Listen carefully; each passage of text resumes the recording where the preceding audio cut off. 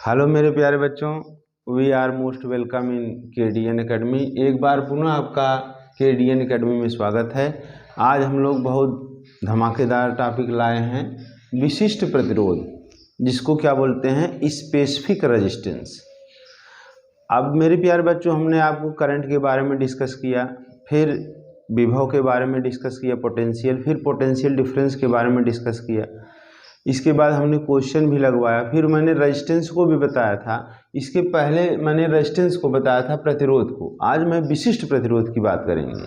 जैसे कुछ व्यक्ति होते हैं, कुछ विशिष्ट व्यक्ति होते हैं, वैसे प्रतिरोध में कुछ विशिष्ट प्रतिरोध कैसे हो जाता है। तो देखिए मेरे प्यारे बच्चों, जब प्रतिरोध क्या होता था, मैंने उस दिन आपको डिस्कस किया था कि the obstacle in the flow of electricity, the obstacle in the flow of electricity means आवेशों के प्रवाह, वैद्युत धारा के प्रवाह में जो बाधा उत्पन्न करता है वही क्या कहलाता है, प्रतिरोध कहलाता है। और आज बात होगी विशिष्ट प्रतिरोध। हमने इसके पहले वाले वीडियो में डिस्कस किया है फैक्टर अफेक्टिंग द रेजिस्टेंस, मतलब प्रतिरोध को प्रभावित करने वाले कारक पर मैंने डिस्कस किया था कि लंबाई पे बढ़ने पर प्रतिरोध क्या होता है, बढ़ता है। क्षेत्रफल घटने पे प्रतिरोध क्या होता है, बढ़ जाता है। और क्षेत्रफल बढ़ने पर प्रतिरोध घट जाता है। इसके बाद हमने जो है पदार्थ की प्रकृति के बारे में बात किया था। तो अब यहाँ पे कुल मिला जुला करके एक बातें ये समझ में आती हैं जो स्पेसिफिक रेजिस्टेंस में, कि R is directly proportional to L by A। Means जो प्रतिरोध होता है वह लंबाई के अनुक्रमानुपाती और क्षेत्रफल के व्युत्क्रमानुपाती होता है। और जब यह समानुपाती हटता है तो एक कांस्टेंट आता है जिसे बोलते हैं rho is equal to L by A।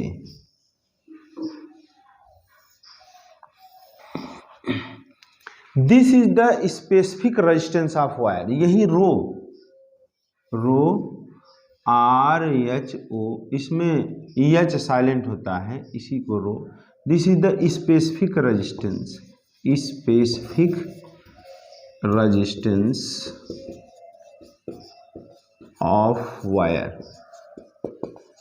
यही क्या है, तार का विशिष्ट प्रतिरोध है। विशिष्ट प्रतिरोध, विशिष्ट प्रतिरोध। अब देखिए ये जो रो होता है यही आपका विशिष्ट प्रतिरोध है। हमने बताया कि R is directly proportional to L by A। जो प्रतिरोध होता है वह लंबाई के अनुक्रमानुपाती और क्षेत्रफल के व्युत्क्रमानुपाती आता है। तो यहाँ से आया R is equal to rho L by A। अब यहाँ पे अगर हम इस रो को निकालें तो रो इज इक्वल टू क्या लिख सकते हैं, R A by L, RA by L, ये हो गया। अगर यहीं पे यदि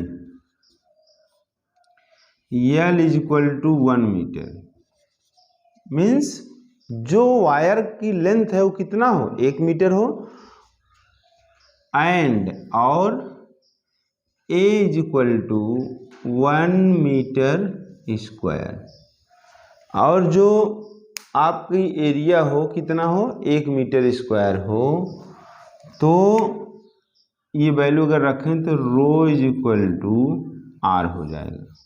रो इज इक्वल टू क्या हो जाएगा, R हो जाएगा। इससे डिफिनीशन निकल के आती है कि यदि किसी चालक तार की लंबाई 1 मीटर हो और उसका क्षेत्रफल भी 1 मीटर स्क्वायर हो, उस कंडीशन में जो चालक तार का प्रतिरोध होता है उसको विशिष्ट प्रतिरोध कहते हैं, है कि नहीं भाई। जैसे किसी को विशिष्ट व्यक्ति बनना है तो उसके अंदर कुछ अलग क्वालिटी होगी, हाँ, चाहे वो DM हो, चाहे SDM हो, चाहे नेता हो, है तो इंसान ही, लेकिन अपने अंदर कुछ क्वालिटी को उसने मेंटेन किया हुआ है। तो वैसे इसी किसी भी तार चालक का जो प्रतिरोध होता है वह विशिष्ट प्रतिरोध कब हो जाता है, जब उस चालक तार की लंबाई कितना होती है, 1 मीटर हो जाए और उसका क्षेत्रफल भी कितना हो, 1 मीटर स्क्वायर हो, then rho equal to R। तब जो है ये जो किसी चालक तार का प्रतिरोध होता है वो क्या हो जाता है, विशिष्ट प्रतिरोध। मीन्स यदि किसी चालक तार की लंबाई 1 मीटर तथा क्षेत्रफल 1 मीटर स्क्वायर हो तो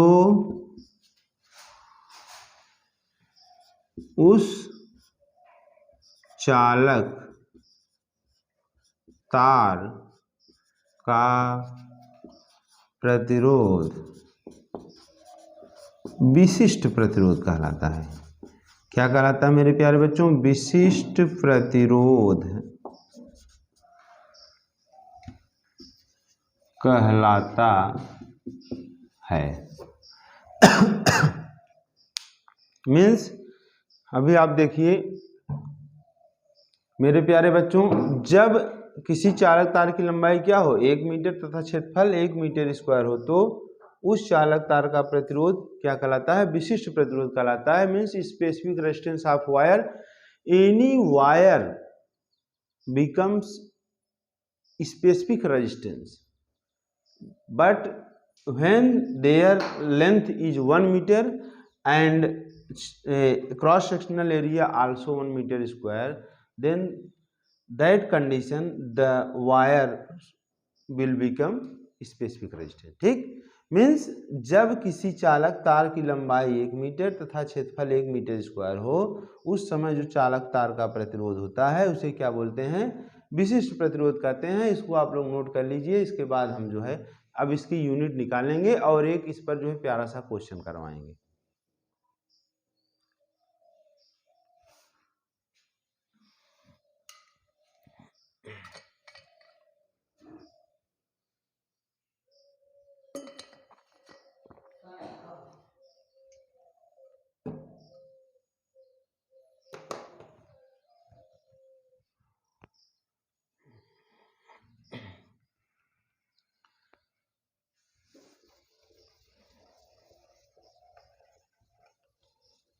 अगर हम इसके यूनिट की बात करें, किसकी यूनिट की बात करें? इस स्पेसिफिक रेजिस्टेंस के यूनिट की अगर हम चर्चा करें तो अभी जो हमको फार्मूला मिला है वो मिला है rho is equal to R A by L. क्या निकाल रहे हैं? इसका मात्रक निकाल रहे हैं। मात्रक यूनिट तो जानते हैं rho is equal to R. R क्या है? रेजिस्टेंस है। रेजिस्टेंस ऑफ वायर की यूनिट क्या होती है? मैंने इसके पहले वीडियो में आपको बता दिया है कि जो रेजिस्टेंस ऑफ वायर होता है, जो प्रतिरोध होता है, वैद्युत प्रतिरोध होता है, उसकी यूनिट क्या होती है? ओम होता है। और क्षेत्रफल की यूनिट क्या होती है? Metre square. और लंबाई को भी मीटर में नापते हैं तो मीटर मीटर से कैंसिल हो गया, ओम मीटर आया। क्या आया भाई? जो विशिष्ट प्रतिरोध है specific resistance of wire is ohm metre, इसका जो मात्रक है क्या है? ओम मीटर है। इसका मात्रक क्या है? ओम मीटर है। अब आइए मेरे प्यारे बच्चों, मैं एक अच्छा सा बहुत प्यारा सा क्वेश्चन है जो हमेशा आपको एग्जाम में पूछा जाता है, उसको हम लोग लगवाते हैं। चलिए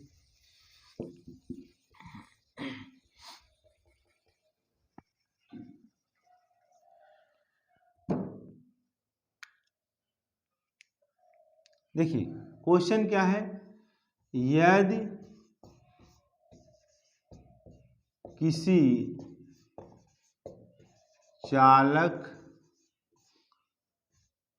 तार की लंबाई 2 गुना तथा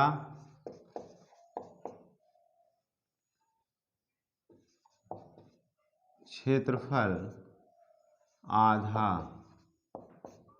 कर दिया जाए तो चालक तार का नया प्रतिरोध क्या होगा। बहुत इंपॉर्टेंट क्वेश्चन है मेरे प्यारे बच्चों। अब इसका सलूशन देखिए। लेट अस कंसीडर, हमने माना, किसी क्वेश्चन को पढ़िए पहले। अगर आपको पढ़ने के लिए क्वेश्चन आ गया सही से तो आप क्वेश्चन को कर ले जाएंगे। जब तक आपको पढ़ने ही नहीं आए तो आप क्वेश्चन नहीं कर सकते, ठीक है। अभी जैसे लेट अस कंसीडर, माना किसी चालक तार की लंबाई L तथा प्रतिरोध कैपिटल R व क्षेत्रफल A है। जब चालक तार की लंबाई L है, प्रतिरोध ये है, क्षेत्रफल A है, R इज इक्वल टू क्या हो जाएगा, रो L बाई A। अब जो यदि लंबाई दोगुना होने पर माना प्रतिरोध R डैश व क्षेत्रफल A डैश और लंबाई L डैश हो गई, ठीक भाई ना।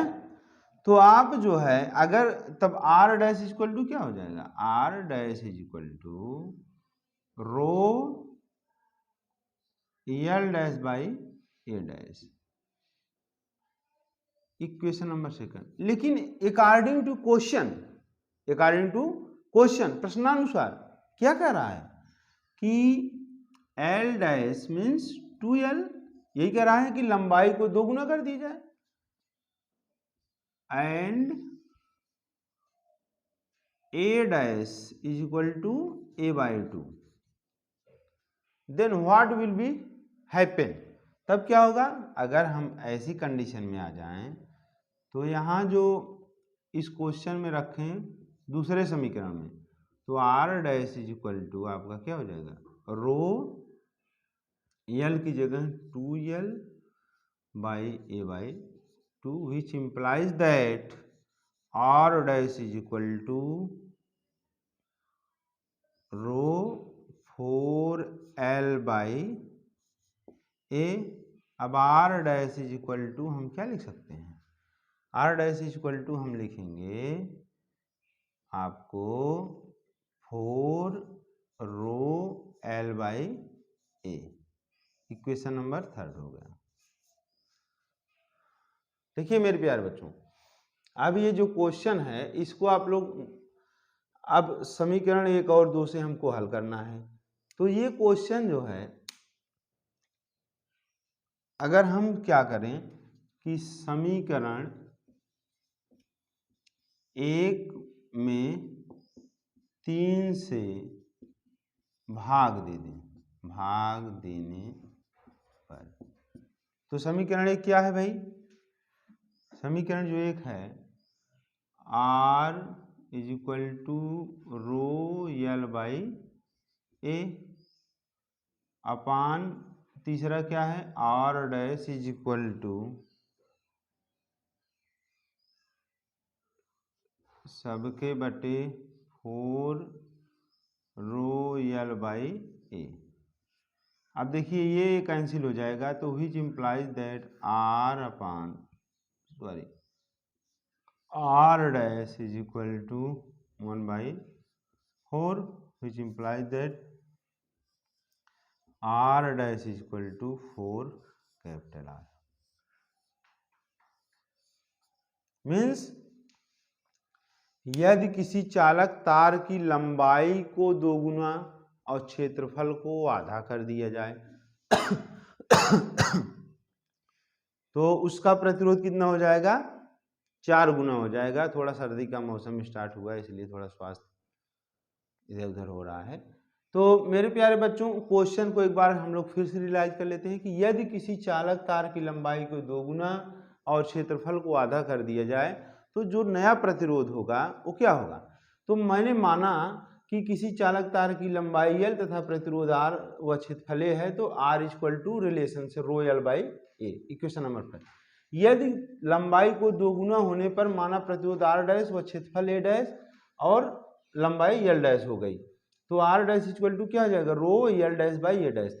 लेकिन प्रश्नानुसार क्या कर रहा है, अकॉर्डिंग टू क्वेश्चन लंबाई दोगुना L dash equal to 2L and A dash equal to A by 2, then R dash equal to rho 2L by A by 2, R dash equal to, अब क्या हो जाएगा, ये जो 2 है एक ऊपर चला जाएगा, R dash equal to rho 4L by A।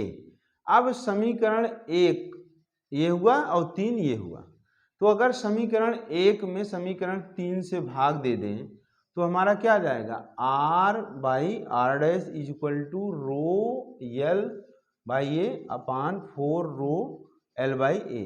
Row L by A rho L by से कैंसिल हो गया, R upon R dash is equal to 1/4, तब तिरछे गुणा हो जाएगा, क्रॉस मल्टीप्लिकेशन हो जाएगा, R dash is equal to 4R।